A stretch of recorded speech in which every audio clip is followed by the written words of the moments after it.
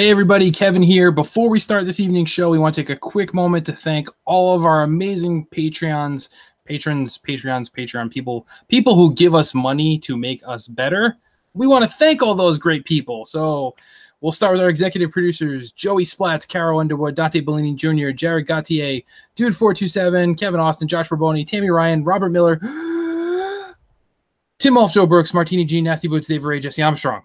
Those are our executive producers. Then we have our super awesome gold executive producer, Mr. Sheldon Benedict, Tony Baker, and Panache Malloy. And then, of course, our super ultra awesome platinum executive producers, Corey Hicks. You can follow his gaming streams on twitch.tv/chicks_18. And the marvelous Mr. Mark Moody. You can see his movie reviews on youtube.com/Mr. Moody Reviews. So thank you to all those amazing patrons for helping make us better. PSVG Podcast Network, along with the We the Nerdy groups, all Sean Capri's amazing stuff, Nintendo Nostalgia, Warp Whistle, and Bad Bit Games. We thank you all in this journey for making us better. And if you're wondering what else is about, hey, head on over to patreon.com/makeusbetter and learn all the details on how just one donation can support so many amazing and hardworking podcasters. And we will take all of those funds and either do giveaways or just simply do things to make improvements to make our podcast better for all of you, because we appreciate you guys tuning in. So thanks. Patreon.com/makeusbetter. And now let's get on with the show.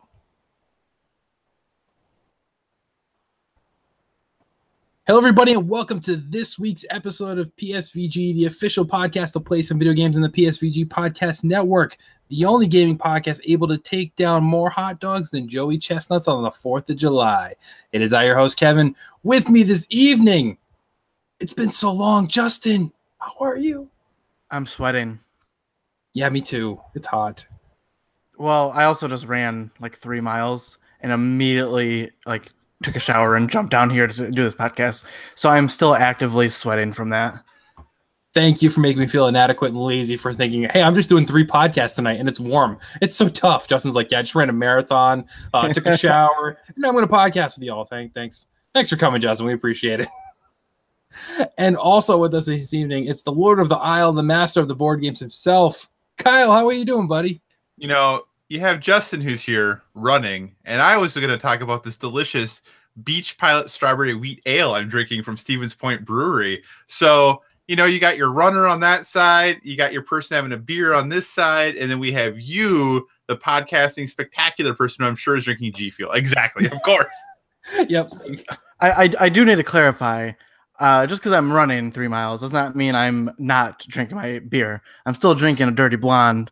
I run so that I can maintain my fat lifestyle. That's what it's all about.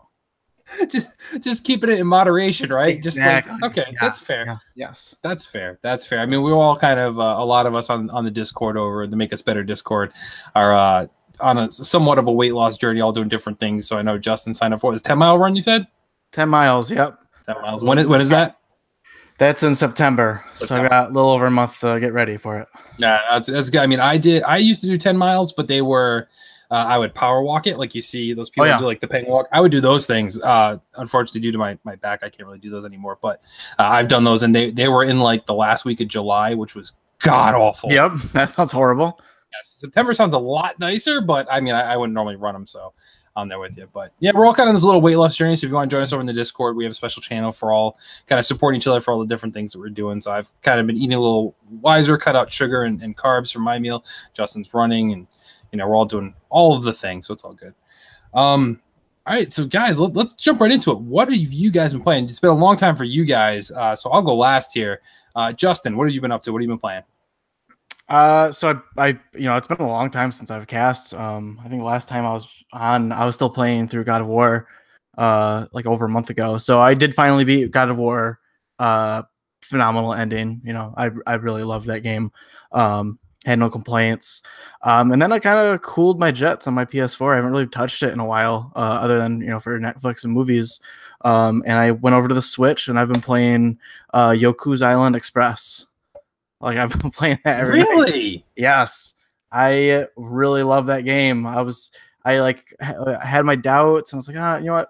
I think I don't know if it was 15 or 20, but I was like, you know what? I'll give it a shot. And yeah, it turns out that a Metroidvania with I can't think of the word right now. Are you talking about the fact that it's a dung beetle or about the pinball part? Pinball. I literally, which part are we talking about? My brain, I think, is on fire right now. I couldn't think of the word pinball. Yes, pinball, Metrovania. Yes, it all works together really well. I really like that game. I'm still just kind of cruising through it. I've gotten stuck a few times where I didn't know exactly where to go. But then I almost felt like I was. I don't know if you remember like playing games when you were younger, when you would like you'd hit a spot and you almost felt like you were cheating because you're like gaming the system somehow. That's kind of how I've been with this game, where it's like I don't know if I'm doing things in the correct order. I'm just somehow making my guy fly to the other side of the lake or whatever, and I don't know. It's fun. It reminds me a lot of like an older SNES game or something. But yeah, that's funny. That's not a game I would sit there and be like, hey, I think Justin would be playing that game. That's interesting. Well, I had Ni no Kuni 2 or Yoku's Island Express. They both sound like anime, but really only one of them is kind of. So yeah. Yeah, I forgot what that game was. He said so. I looked it up, but the second Kyle said Dung Beetle, I'm like, oh, that's the one that sort of is like I heard of the game, but I could not place it in my memory. It's surprisingly good. Like I was, I gave it a shot, and I'm really happy I did. That's pretty cool. Yeah.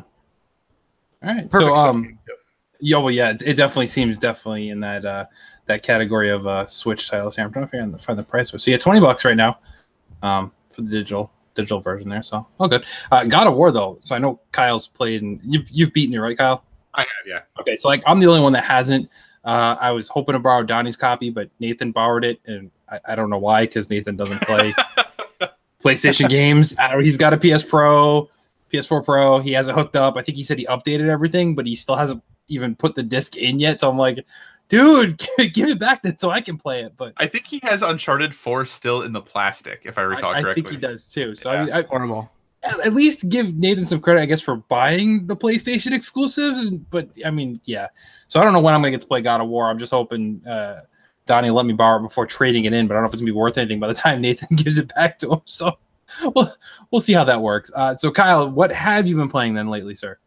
Well, I'm going to be honest, actually, speaking of God of War, ever since I played God of War, I've had a really hard time getting into any other game. Every game that I play, this is not what I want to be playing. I'm not really feeling it. I'm really have been struggling since then to feel at home in any game. So currently what I've been playing Luminous Remastered, just because I always enjoy a really fun, solid puzzle game. I talked about this on Board with Video Games as well, so I'm not going to go into it too much, but I really like the game. I've always liked Luminous. I enjoyed it back on the PSP. I just struggle with it because I can't make blocks. I'm really good at making lines, but it's really hard for me to transition my mental thought to making a 2x2 block, not a 1x4 line. And I don't know what it is, but I've always run into that mental block. Obviously, it's Tetris, but I've always run into that mental block with that game. But I love how the game plays, the concept behind it, the music, the different skins and everything that you're playing through, I think is really, really awesome. I like it. I enjoy it. If you are a fan of puzzle games, I think it is one of those must-play puzzle games for certain. I'm playing it on PS4, but I'm certain it probably plays pretty spectacularly on Switch as well. Yeah, Donnie talked about it. He was on the most recent If We Were in Nintendo, and he was talking about it and how much he loved it. He says it's one of those rare games he actually got his wife to play too. Mm-hmm. And, we know how Donnie is, how when he has the opportunity, he will sleep in, which is a luxury I don't think any of us get to enjoy ever. But he's like, yeah, I'll wake up at 10. And my wife was sitting on the couch and she's like, beat your high score. And Donnie's just like, but yeah, so he's enjoying it for sure. I'll say I played the 2-player mode with my wife a few times, and we have to be in the right mood to play that. We enjoy playing games together, but it's very stressful, the 2-player mode is, because how the 2-player mode works is the screen is split down the middle, and you're both trying to bake your blocks, but it pushes then the middle of the screen. Like if I'm on the left and I'm doing well, it pushes it to the right, so they have less space to operate in until they can push it back. And as soon as it gets all the way to the one side, then you win, and it's best out of 3. So it's very stressful, and it puts a lot of pressure on pace and trying to just make things as fast as you can. So it definitely is a stressful game. But interestingly enough, when obviously Overcooked 2 got announced for Switch a while ago, and then it was recently, I think maybe during the week of E3 or just after E3, it was on the PlayStation blog. So I sent it to my wife one day. I was like, "Hey, just so you know, this Time is for domestic violence." She was thrilled. She is so excited about Overcooked 2. We played a lot of the original Overcooked. We have 3 stars on everything. So I'm sure August 7th, once that rolls around, for the next few days at least, I will be playing some Overcooked 2. And hopefully I will still be married afterwards. I figure we got through the first one still married. Hopefully we can get through the second one still married as well. I'm torn. So like I'm planning on getting it on Switch only because a lot of the other guys get on Switch and like you can do online multiplayer. So I'm like, oh, this could be ridiculous for all of us here at PSVG. But then part of me is like, man, that's Overcooked was the game that made me buy 4 PlayStation controllers. Right. Like I went and dropped all that money in the stupid controls. Cost more in controls than it did in the game itself. But I like you. We 3-starred everything. My wife and I play it. When it's just the two of us, we play better than when we invite the kids along. That's when it starts getting yelly. I guess to put it.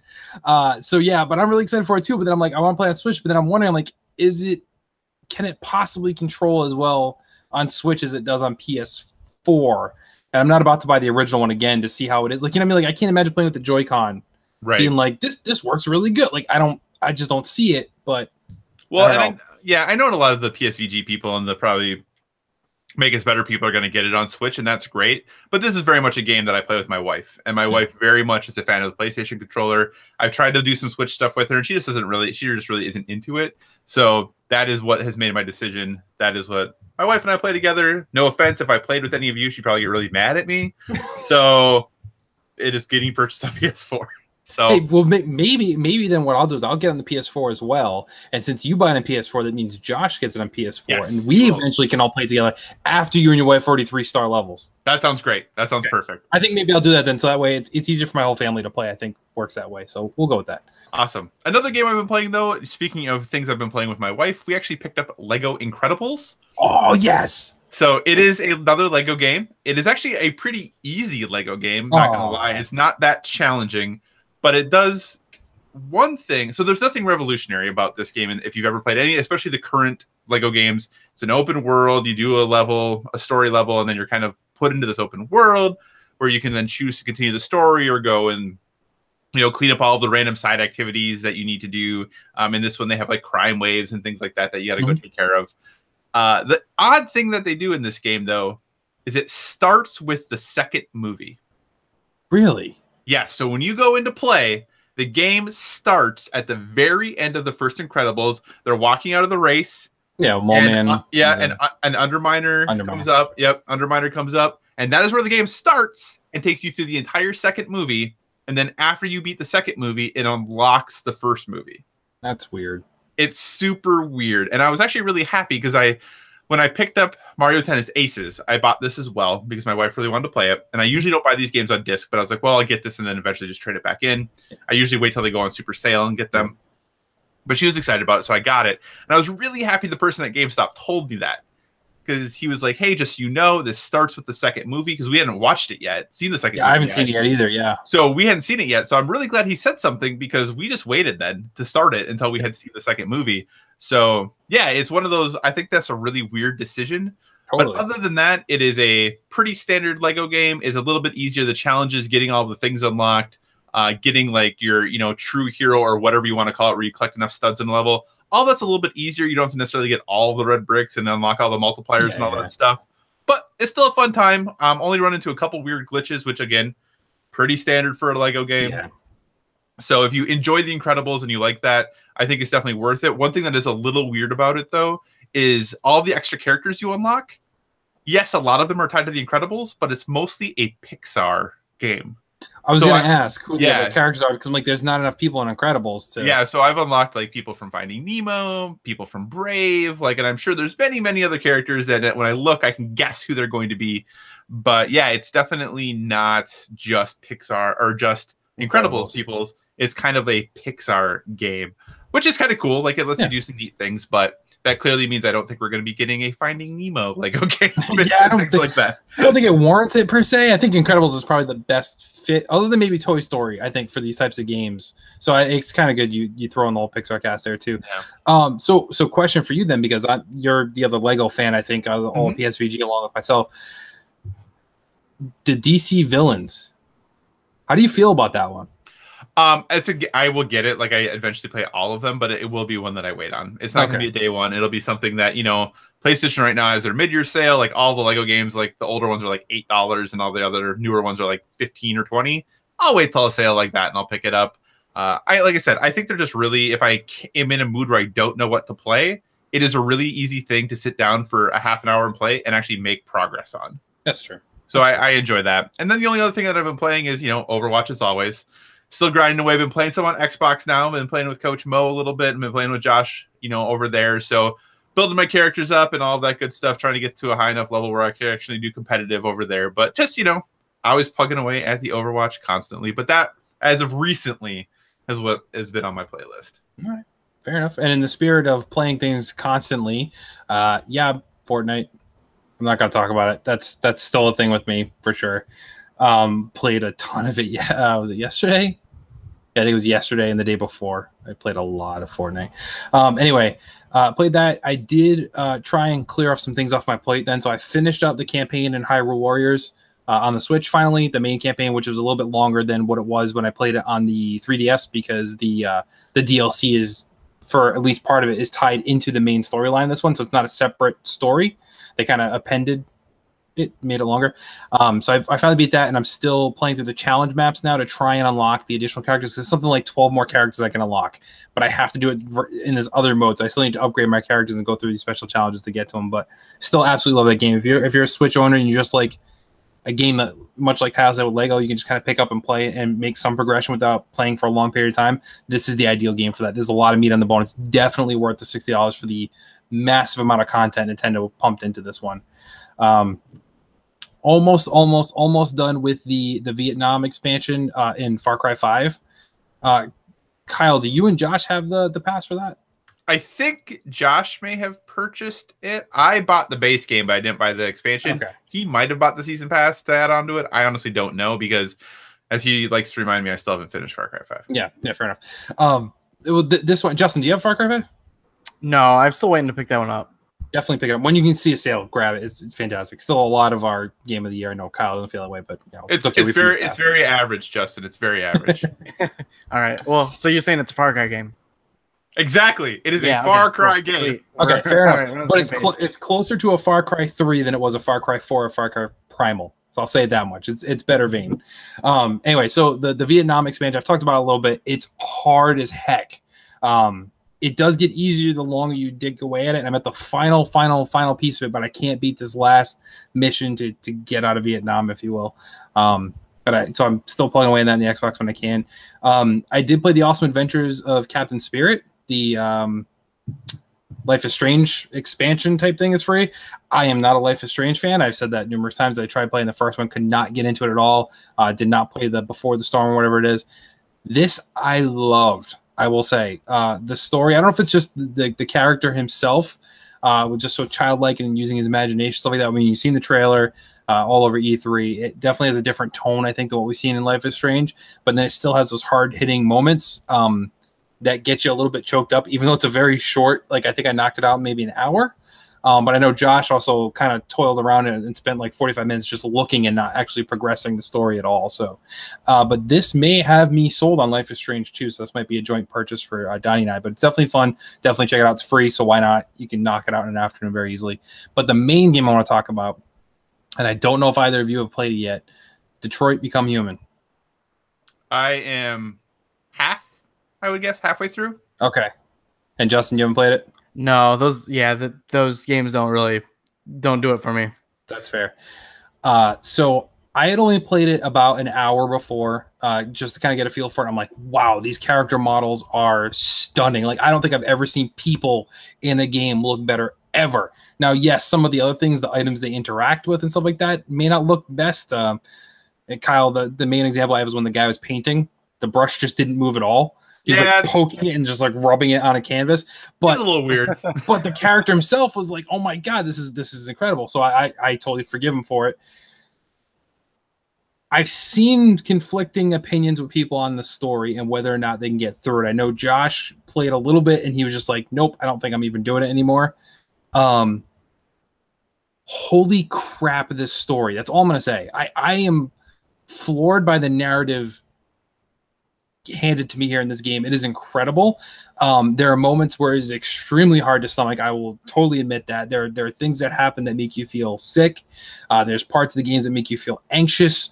But the one thing I will say, even more so than their other games that they did in the past, Heavy Rain, stuff like that, the tree as far as progressions of each section. So I will say I do like the way they do it. You have a scene, and you can knock out each scene in maybe 20 minutes. Like, they're very brief, so you can go back and replay them if you want and make different choices. The choices here seem to probably, I'm still on my first playthrough, but they look like they would radically change the rest of the game. It's not a Telltale where, like, yep, you can make choices, but ultimately you're going to get to the same ending. For the most part, there'll be very minor differences there. This game seems like it would be totally different depending on what happened.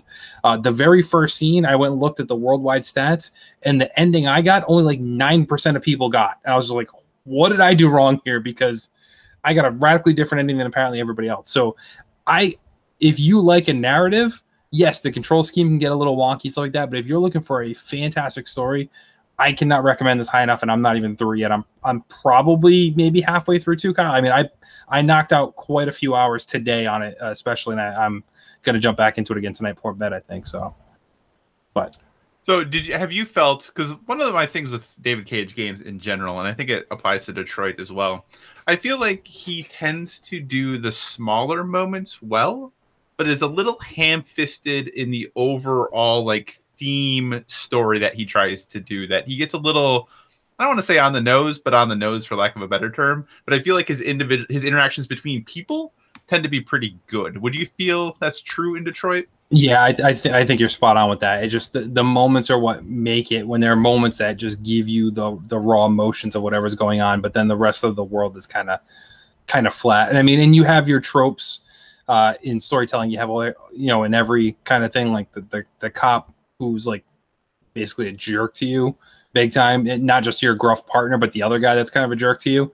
I mean, you have all those character tropes that you kind of see in everything, but there are just certain moments you're like, man, this is genius. And I know there's not enough people playing this game, I think, than what should have. I think it came out at a weird time, too close to God of War, perhaps, for I think a lot of people. But the narrative here is remarkable. I'm hoping the ending holds up to the way the rest of this game is going. The three storylines, I guess, that you have going on at the same time, they haven't intersected for me yet, but it seems like they're really about to, and possibly like the next scene I'm in, we're finally gonna get some crossovers. So I want to see how that's handled. But right now, the three individual stories are phenomenal. But when they get together, I don't know, it may come muddled for me. I'm not sure. I mean, there's a ton of stories with androids or robots or whatever. Like, is this game telling anything different, or is it just those small moments that are making it worth it? I think it's telling it different, at least for me. Okay. You can see a lot of lines drawn to, I want to say, more than thinking of it as like an android versus human, think of it more of like almost a racist thing. Yeah. Where it's not, android, it's, insert whatever race you want to be here, and how people discriminate against that. It's almost that, but there's very different sides to it, even amongst the androids themselves. Each of them are tackling the same issue, the overarching issue of some humans don't appreciate androids, or however you want to mark it, from very different angles, very different approaches. They kind of seem to tackle the same issue. So it's very interesting to see. You can draw a lot of lines to what still happens in today's world, I think. Yeah. Well, I think that was the one thing that I was like worried about. I was like, oh, I don't really want to play another android, storyline or whatever. But if it's telling something different, it's definitely, I was probably gonna get it eventually anyways. So, but it's definitely a great, sale deal. Seth and I split it, so we're not out $60 each. We both split it, so we're both paying $30 to experience it, which I think that is the perfect. I don't want to say perfect price point, because I know Donnie hates it when I put a price on a game, but for me, where it's something like I can't see replaying this over and over and over again. Yeah. I think $40 is a very comfortable price point for most people to jump in and enjoy this, I think. So even with the huge spreading dialogues, you don't think you'll go back and play it more?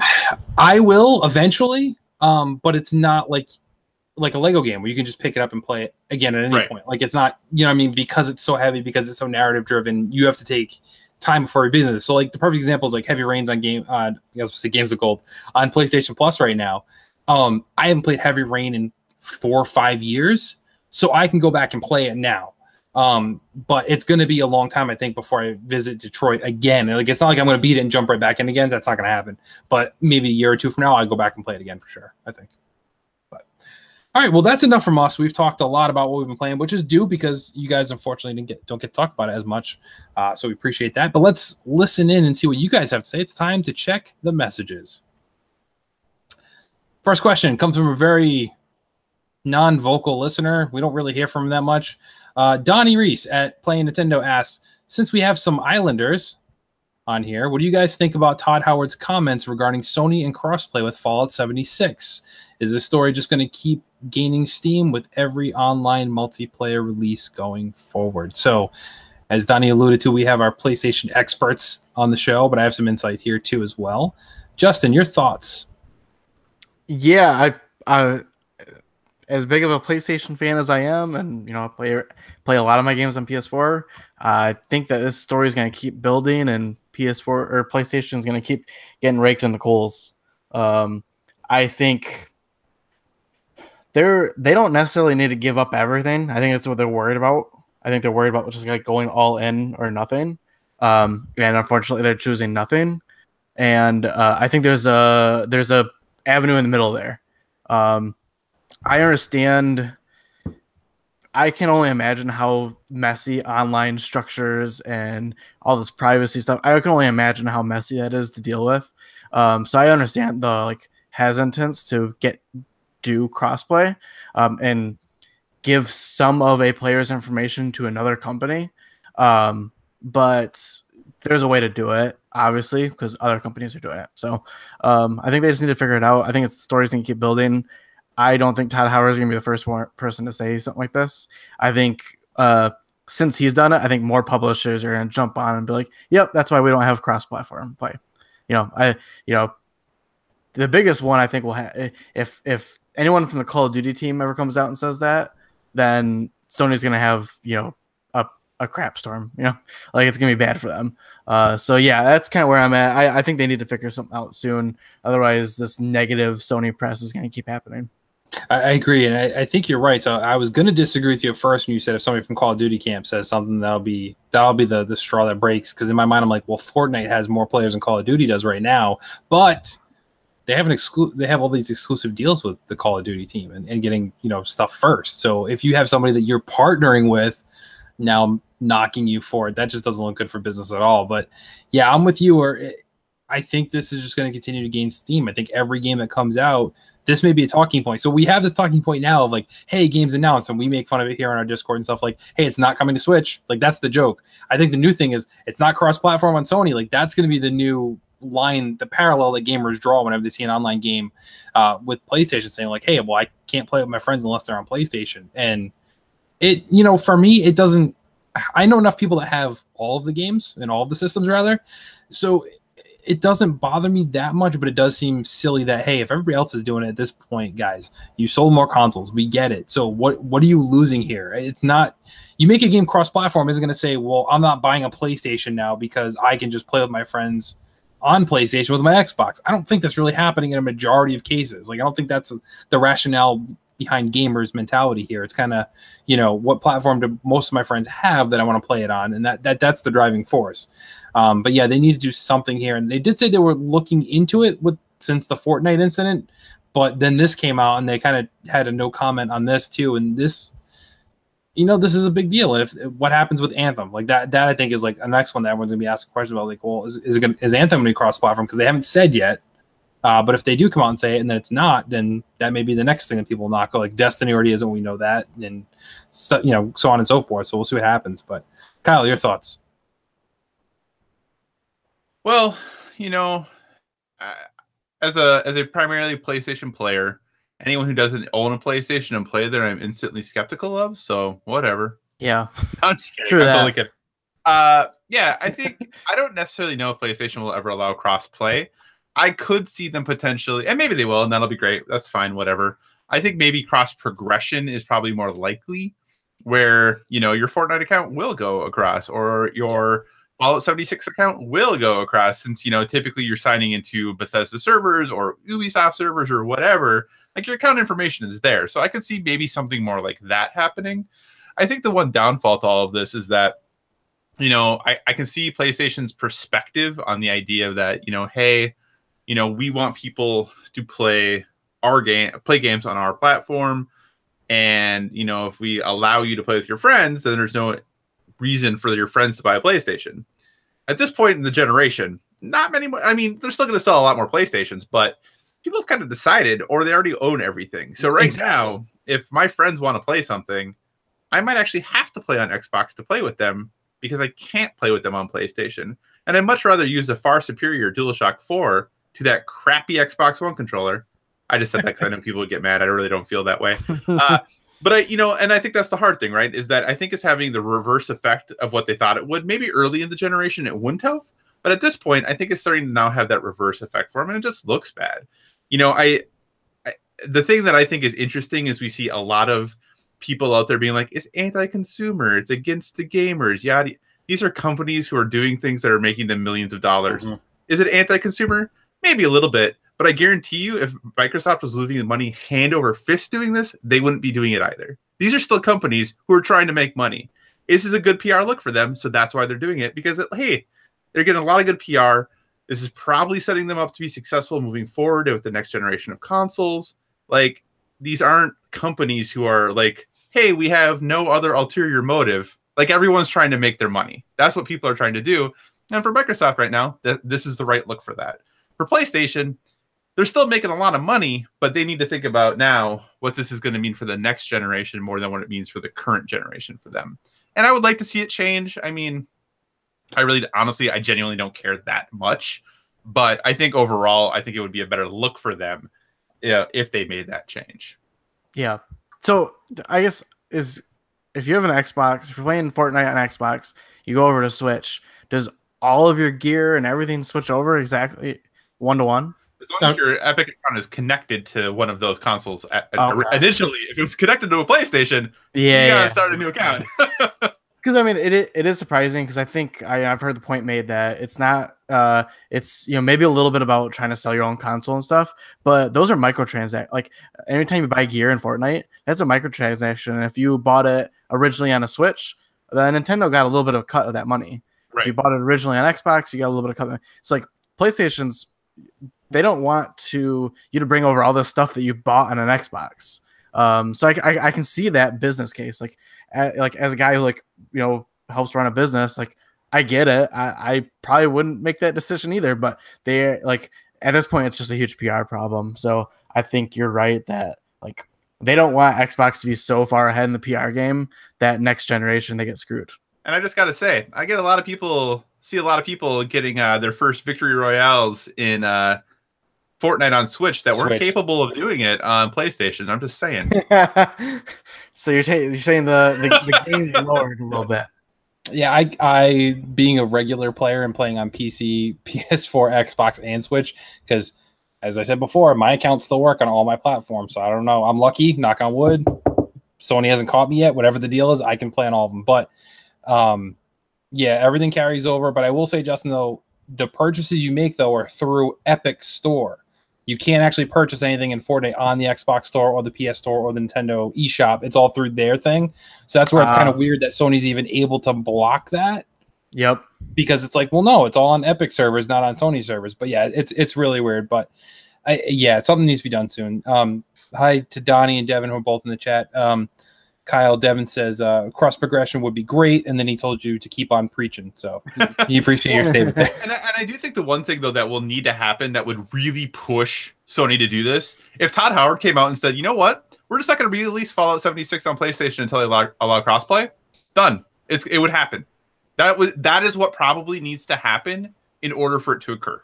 But what publisher is going to be that crazy to say, hey, I'm going to take away the opportunity to sell this game to 80 million consumers? Right. Which also tells you something about how committed those publishers are actually to the idea of crossplay. Fair enough. That would be a bold move for sure. I think this is going to come into play.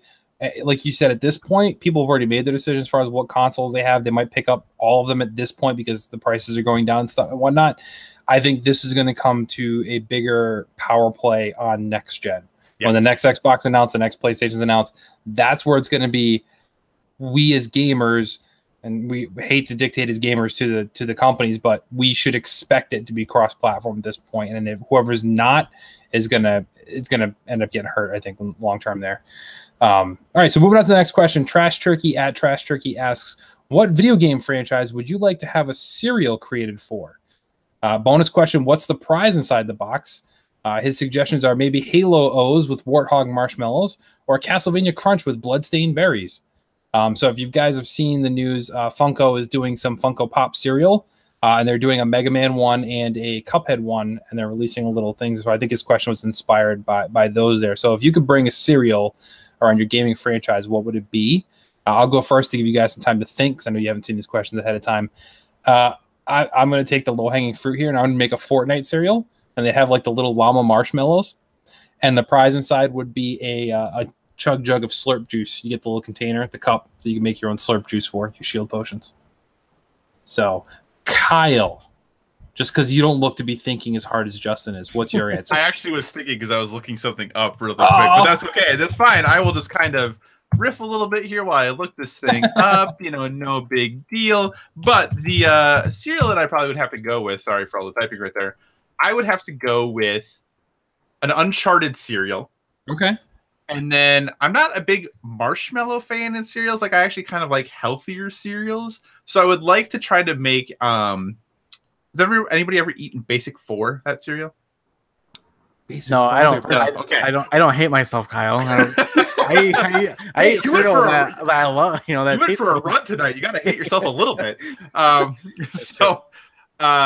But anyway, I would like to have like the different idols from all of the games that have occurred, or the things that you're looking for, in like little like cluster formations of like fruit or something like that. Okay. And then the prize it obviously is going to have to be Drake's necklace with the ring, right? Like that's what it's got to be. Yeah, so. That makes sense.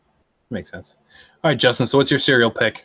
So I think I gotta go with like Metal Gear Solid, and my problem there is like it's gonna be a very violent cereal, and a lot of it's like I that's the first thing that came to my mind because it's a huge franchise, and it's like I don't know, I guess just little tiny little guys and random guns and maybe all the great catchphrases from Metal Gear. I'd really like that. I'm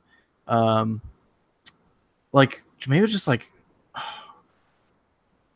I'm almost thinking like just make it like an alphabet, but like make it spell out only specific things. Like make it really weird. Something that Kojima would only come up with, Yeah. It's like you can only get METALGEAR, and people have to spell out Metal Gear. Something stupid like that only Kojima would come up with. Basically, that's what I would. I wouldn't even. It doesn't have to be Metal Gear related. At this point, I would just be like Kojima, make me a cereal. Yep. Kojima cereal. So when you pour the cereal into the milk, it turns the milk like black or something. Yes. Like this. It would be something creepy and dark. Yeah. Absolutely. What would the prize be? Oh, shoot. It would be something weird, like a pair of boots or something like that, like little tiny boots. I don't know. I've seen Kojima tweeting about boots a lot lately, so that's what came to mind. I think the Death Stranding cereal would be neat, and once you ordered it, you had to sit and patiently wait for Norman Reedus to deliver it to you. Yeah, I like that a lot. Yes. Fair enough. That sounds like I've never been to Japan. I hope to go there someday. That sounds like the kind of experience that like you could find in Japan somewhere, like where you literally have to sit down, order something, and they're like, "All right, it'll be here in 20 minutes." When the guy shows up, and you're like, "All right, cool." I think you're spot on there.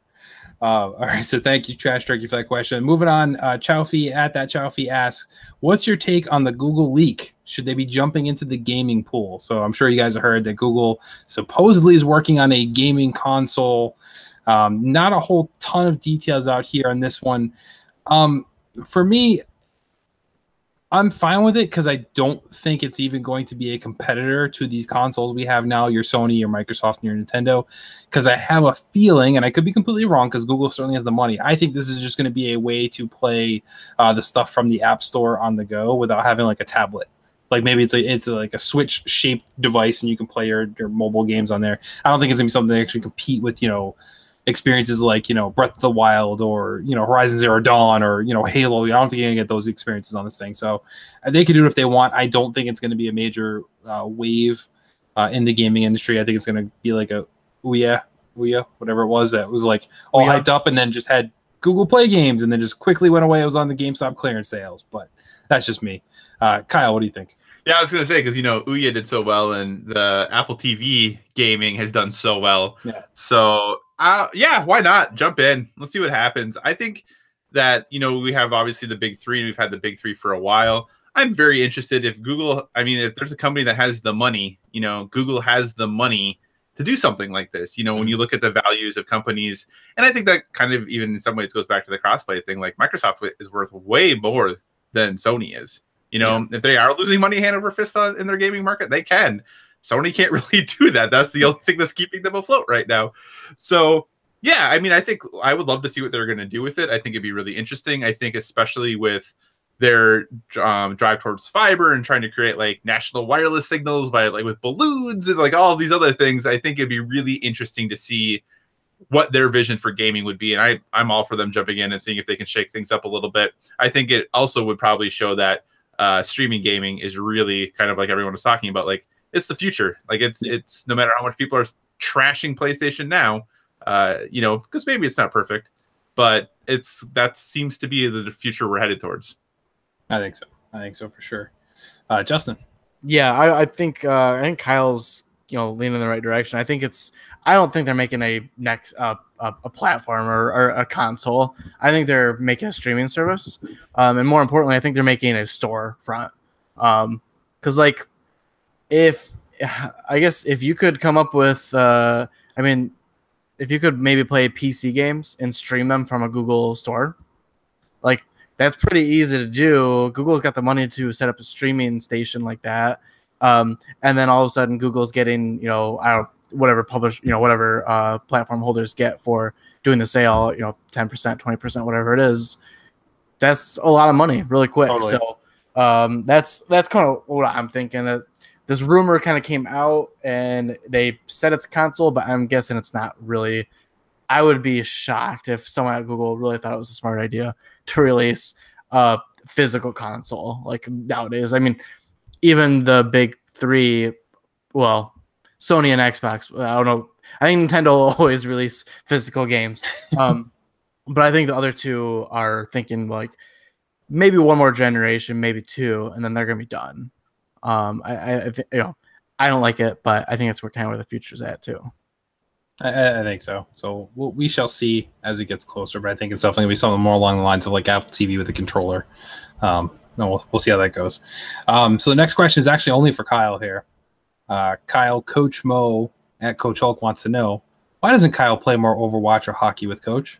I don't think I have hockey. I'll have to check. Maybe Josh has it and I don't know. Actually, he was playing, so I guess I do have it. So I probably should down that. But we just played Overwatch a couple nights ago. I'm always down to play Overwatch with Coach Mo.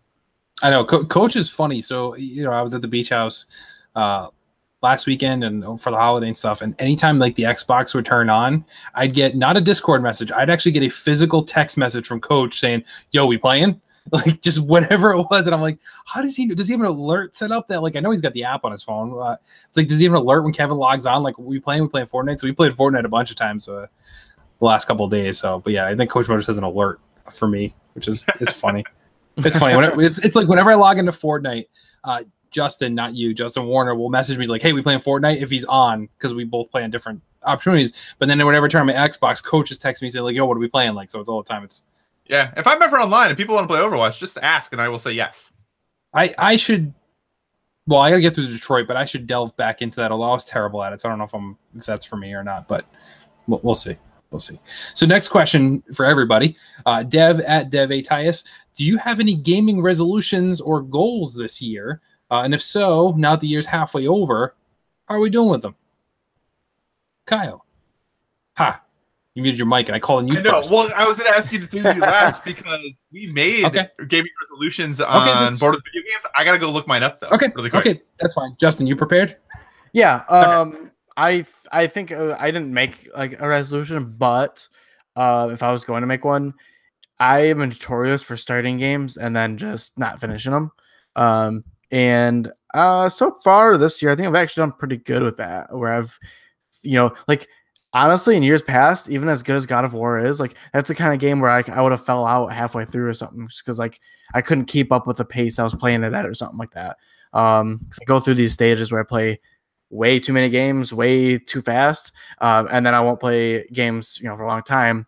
Luckily, I have the Switch now; it kind of helps me mitigate that. But I haven't finished. The only game I have right now that I have not finished is Ni no Kuni 2. And to my credit, that's a very long game. Yeah, so it's like I probably will get back to it. I do want to get back to it but like Kyle said, like after God of War, it was like I couldn't just go jump into another like AAA game because nothing was quite as good. So it was like it's hard. I think that's why I went to like a smaller Switch game. But I'll definitely get back to that. So that's probably my biggest one, is just like finishing the games that I buy. Yeah, it makes sense. And that was my gaming resolution too, was this year was to beat more games than I beat last year. And I did pretty good last year. And this year I certainly started off like an animal. I think January I don't know. I was used to tell you guys how many I beat. I think I beat like 6 in January. So I was like knocking stuff out of the park, and then Fortnite happened and stuff slowed down because I'm an idiot and I just boot that up every time I turn something on. So, but I'm back on track, beat 2 games this week, and I'm on track for my 3rd with Detroit. So hopefully I can get back on track and continue to knock things out and then peck away at the backlog. That's really what it's all about, is I'm trying to get stuff off the backlog. But then what's looming over me, which is the same, I don't want to say problem, but the same thing Kyle has, is we have these game share buddies who have a lot of freaking games. And it's like, you have that and you have Game Pass, and you're like, my God, there are so many things to play on Xbox, but it's like, but I have other stuff to play too. So I'm always constantly like juggling, what do I want to play? And that's my problem. I started, was it Rise of the Tomb Raider was the last one? Mm-hmm. So I started Rise of the Tomb Raider. I'm not really enjoying it that much. And normally if I had purchased it myself, I would like kind of force myself to get through it, like I did with Uncharted 4, where eventually it got good for me. But now, because I have all these other things, I'm like, well, I don't want to play this because I just want to move on to the next thing that I will enjoy. And that's what I did with Detroit. So I may go back to Tomb Raider, but it's like there's just so many options. I don't know what to focus on. That's my problem. So, Kyle, did you dig up your New Year's gaming resolutions? No, I found the show notes that I did it, but I apparently wrote those elsewhere, so I don't actually have them there. But I do remember one of them for sure was that I was not going to buy any more than 2 games per month. That's right. I do remember you saying that. And I think if I averaged out how many games I purchased this year, I would have hit that.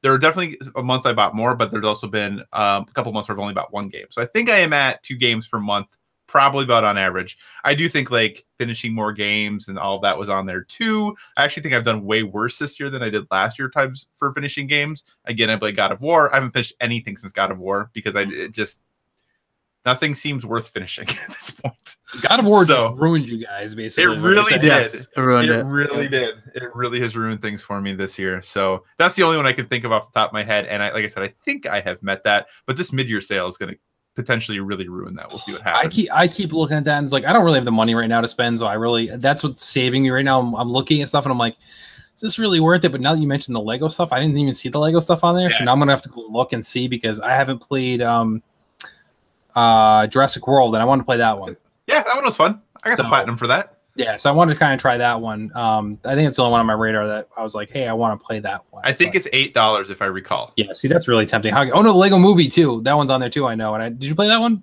I have it, but I haven't played it yet. Okay, so those 2 I think were on there. I think I saw the Lego Movie one on there, but I didn't see Jurassic World. But yeah, for $8, it's kind of like, oh, how could I not? So, all right, last question from Mr. Badbit at Mr. Badbit. When is Badbit coming on the show? So Mr. Badbit, as you know, is part of the Make Us Better community there, host of the Trophy Room. All I will say, Mr. Badbit, is soon. You'll be in by the end of the summer, I promise. We have some special announcements coming up and some guests booked out for the next couple weeks, but we will get you on, sir. So soon is my answer. I mean, I would be down for doing a PlayStation-centric show with somebody. Wait, I don't know what you're talking about. Yeah, speaking of which, not to do this on the air, but yeah, we gotta figure out the scheduling stuff with PlayStation and Xbox and Arcadia, and get those out in a month. Say, okay, like week 2 is this show, week 3 is this show, week 4 is this show, so that we have stuff Monday through Friday every week, whether with the different shows. We'll figure that out off the air. Though. That sounds like a problem for you, Kev. I'm more of a doer, not yes, I will. Yeah. I will figure out the schedule, and then I need you to do that. So and then you demand it of yes, me and Seth. Then we'll figure it out. Yes, exactly. Hey, I'll edit it, so you don't have to worry about that. Just do a show anyway. Perfect. So just doing a little business on the air, guys. No big deal. So that wraps up the mailbag. Thank you so much, everyone, for sending the questions in. You can always hit us up on the Discord. We will ask normally the day of recording each week, so you can tag me and let me know. Or you can always tweet at us at PSVG or slide into them DMs and let us know if you don't want to give everyone a heads up as to what those questions are. Feel free to do so. Thank you so much for sending those in. Now it's time to check in. We have a little bit of time left, so let's knock out some of the news of the week. So first news of the week is about a game that I think all of PSVG shunned, except for Kyle. Kyle bought it. And it's for the Nintendo Switch. Do you know what that is, Kyle? I'm trying to think. Mario Tennis Aces or Floor Kids? Like, those are the only two things I can think of that I have. Floor Kids? Okay. Hey, Floor Kids is good, dude. Okay. Don't be hating. We all know I like Adult Swim games. That one just didn't grasp my interest. I really like rhythm games, so No, fair enough. But it is about Mario Aces. Okay. And it's about how Bowser Jr. is ruining Mario Aces. Actually, that headline is incorrect. The single player mode is what ruins Mario Tennis Aces. Fair enough. Yeah, I've heard that too.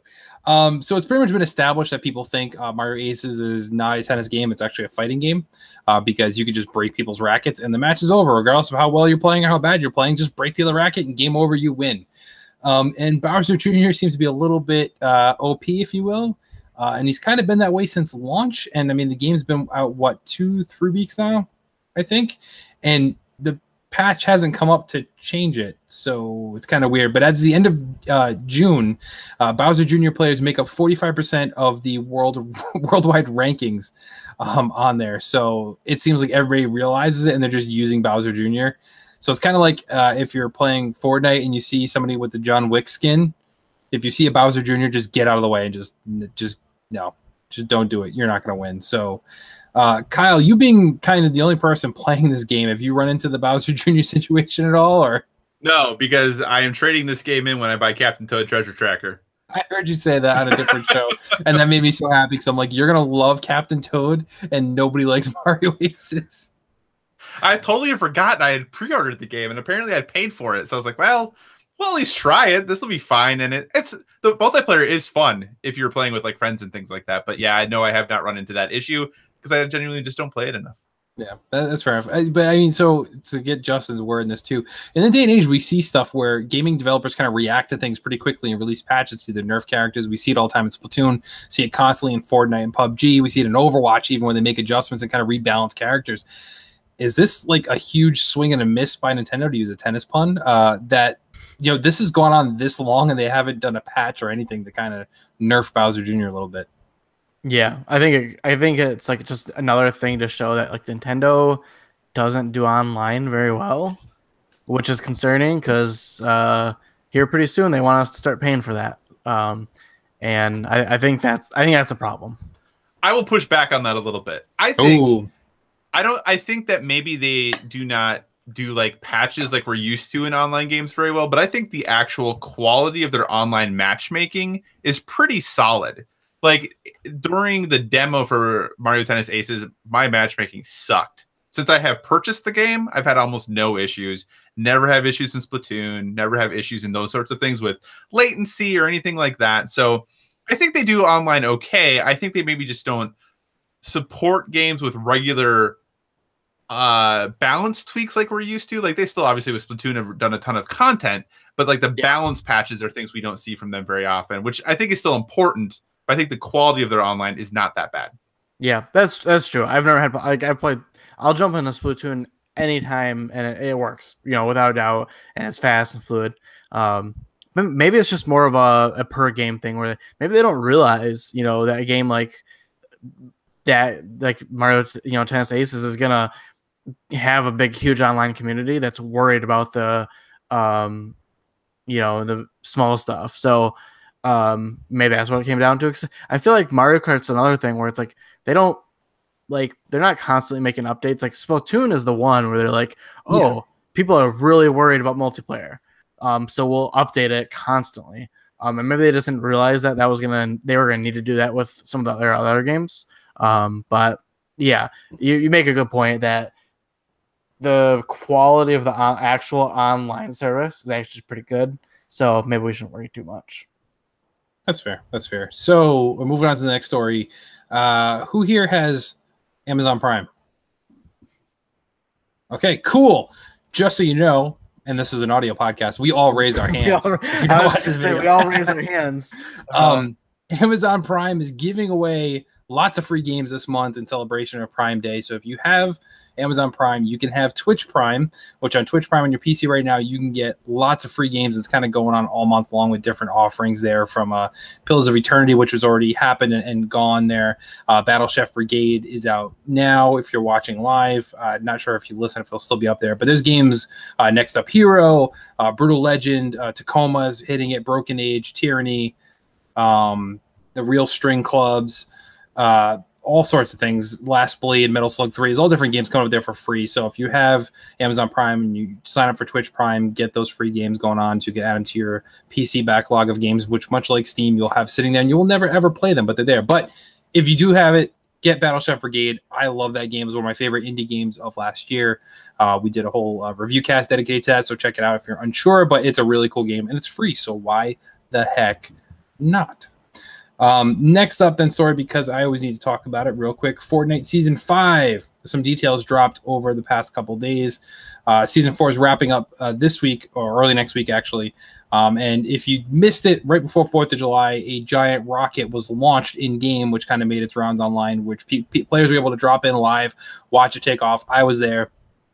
We've seen this rocket in what's been deemed like the enemy's lair, kind of just sitting there for months wondering what was going to happen with it. And they kind of announced like, hey, it's going to launch, be in game at this time. It's going to happen one time only. So if you're not there when it happens, you won't see it. And it shot off the rocket and it apparently bounced off a dome, which I wasn't aware existed inside this world, put a crack in the dome and then blew up parts of the map again. They're really just beating up this map, which is really weird because they have so many buildings and places for you to go to, and they're just kind of blowing them all up slowly but surely. But now it looks like these cracks are apparently rifts and may lead to Season 5, which is happening July 12th in the morning. We'll run for 10 weeks and end on September 20th like normal. They're thinking it's going to have something to do with time travel now. This bomb somehow opened up rifts because there's some leaks of different skins that show like some Wild West. We have some, we've seen Mafia style, like zoot suit criminals, gangsters there, their Tommy guns in game now, things like that, kind of leaning towards. So possibly we'll see some Bill and Ted inspired things happen as well. But yeah, it looks like the next one will drop and possibly have something to do with a time travel is what we're looking at. Also, the playground mode is now available, which a lot of people are making a big deal about. I don't see a big deal. What Playground is, for those who don't know, is a place you can jump in with your friends and kind of build things a la like Minecraft if you want to, and kind of practice your fort building, stuff like that. You can shoot each other if you want, and you'll respawn back instead of the game just ending. It's literally just a playground, but I think for me, what makes it interesting is possibly leading up to custom games where you can play with your friends, because each playground is the entire Fortnite map. It's not just a secluded area. It gives you the whole map for just up to 4 people to run around and play. So I think they're slowly building up to allowing private lobbies, which would be game-changing yet again for Fortnite, I think, there too. So I know you guys don't play it. You really should, blah, blah, blah. I have played it. It's just boring. Yeah, no, I don't know that I would agree with that, Kyle. Kyle, I heard it. You said it's boring. I understand. I agree. I just think it's less fun than other games that I have played. But I'm glad everyone else in the world apparently likes it. Yeah. Other than Justin. Other than Justin. No, there's a lot of people that don't like it. Believe me, I know. I tried to get numerous guys to get in there and play it, and my brother-in-law included. He swears by PUBG, and he plays PUBG constantly, like every single night. And he'll get like 3 or 4 chicken dinners in a night. Like he's that good. He's really good at it. But I'm like, dude, I've played it, and I play it with him occasionally too. And I'm like, the game is not polished at all, and at this point it really should be. It should be better than it is right now. And I agree, I do like the more realistic strategy in PUBG versus Fortnite, which is arcadey and sometimes luck, depending on what you get and how things and who you're playing. But PUBG definitely just needs to work better, and less jank would be appreciated. They continuously make improvements, but it's like, hey, you got a second map. we didn't fix stuff on the first map, but here's a second map, which is also really broken. Have fun with that. And then at E3, they showed like, hey, we're going to have 2 more maps out by the end of the year. I'm like, it took you like 2 years to give us the map that's been on PC for over a year already, and it's broken. You're going to bring out 2 more maps? Like, it doesn't make sense. So they need to figure that out, make that game better than it is for me. But the last news story we'll talk about right now is something a little interesting. I kind of flew under the radar. I haven't seen a ton of people talking about this. The vice president of creative at Ubisoft Canada, Lionel Reynaud, kind of said that the possibility with the technology here, they have the technology that will break current limits of memory, but will be prepared for next-gen consoles. They're saying that in the future, we may see games like Assassin's Creed take on several historical periods. So because you're in the Animus, that kind of plot-wise, story-wise, it could fit where you're jacking in and out of the Animus and experiencing different stories, kind of traveling through time instead of being stuck in one for massive amounts of time. Maybe we see like it broken down to different pieces, but that also would allow for things like Far Cry and Watch Dogs to take place in different countries or different places. So every Watch Dogs, every Far Cry has been isolated to, I mean, they're massive maps, but they're isolated to a specific place in the world. We might see Watch Dogs where it's in Chicago and California instead of just one or the other. And Far Cry might be in, Caribbean and then somewhere else, like kind of multiplayer and jumping around. So Ubisoft is saying basically if the technology can catch up, they're prepared to take their franchises to the next level with jumping all over the place. What are you guys' thoughts on that? Is that something you'd be interested in, or you kind of like, don't mess with the formula, it's good now? So my first reaction is I don't have any more time. Like, I just don't. I want to have more time to experience that. Because basically what I feel like they're saying is like, hey, the experience that we are giving you in Assassin's Creed Origins, you could have that, but you could go to 3 places. It took me how many hours to finish the one place? I don't have time for the other 2 places right now. Like, give me another game in a year, looking at you, Odyssey, and I'll play it then. That's just my only thing. Is like, I think that's cool. I don't have any more time. Justin? Yeah, same thing, kind of like I kind of don't believe that they could make like Watch Dogs specifically. Like if they're gonna do 2 cities, I feel like both cities are gonna be slightly lacking. The technology might get caught up, but I don't think the amount of developers needed to fill those spaces. Because like you look at a Naughty Dog game or a Red Dead or Grand Theft Auto, like those worlds, yeah, it's one city. Well, Grand Theft Auto is kind of multiple cities, but they spend all this time filling those places. And that's what makes those games so great. Like, if just because you can do 2 different looking style island, like that doesn't seem that hard. I feel like you could do that right now. That's not the point. The point is that you get to dump all this time into filling one of those areas. So I think it's just kind of like a weird thing to bring up because like I don't think anyone cares. Like just make whatever island or city you're doing, just fill it. Fill it with the stuff that we want to do. Maybe not like Far Cry where it's like every 10 steps you have something to do. That can backfire sometimes, but yeah, that's kind of like my thought. I was like, I don't really care because like I would rather you focus on Chicago or San Francisco for Watch Dogs and focus on a particular setting for everything else. So fair enough. We'll leave it at that then. So fellas, we're out of time, so we're gonna wrap things up for this evening. So Justin, where can people find you, and if you're working on anything, what do you want to plug? Just check out go on to Discord, the Make Us Better Discord now, and chat with us.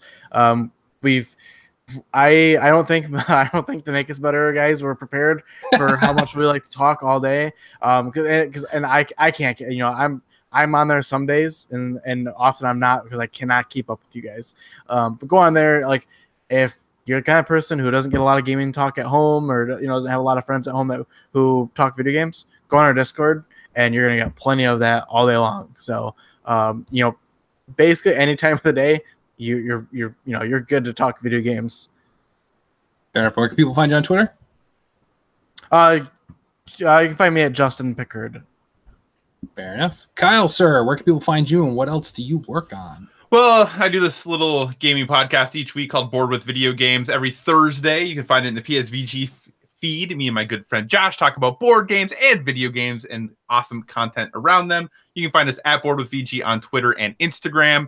If you want to talk to me personally, you can find me at Psychocross, CYCOCROSS. That is on Twitter, Xbox Live, PlayStation Network. I have some friend code on Switch. I don't know what it is. But Board Game Geek, I am also at Psychocross. And hey, that's actually what I am on Steam too. I just can't have any friends because I haven't spent any money yet. Oh, that's right. I haven't put $5 in my wallet, so eventually on Steam. But hey, I got Psychocross, so I was pretty stoked about that. Yeah, just get Twitch Prime and download all the free games they can find. They are all sitting there. There you go. See, you're all set. You're all set then. So you can find me, of course, at PSVG Kevin. Follow the show at PSVG. Like Justin said, although Sean's in the chat now saying he was prepared, I don't think he was prepared. He has no idea. Our Discord is crazy, and I think we've actually toned it down a little bit since making the move. I think we talked way more before. We have definitely toned it down. Yeah. So I think we've kind of either we're all super busy, whatever the case is going on. But yeah, it's a great community.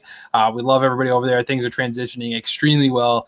I've played with some people I've never played before. I know Coach has mentioned it as well too. So it's a great place to link up with some like-minded folks. So definitely check that out. Hit up the website psvg.blog. And then lastly, of course, thank you once again to all of our amazing producers out there, our patrons there, helping us fight the good fight and donating to a great cause. Us. A little biased, but I think it's a great cause.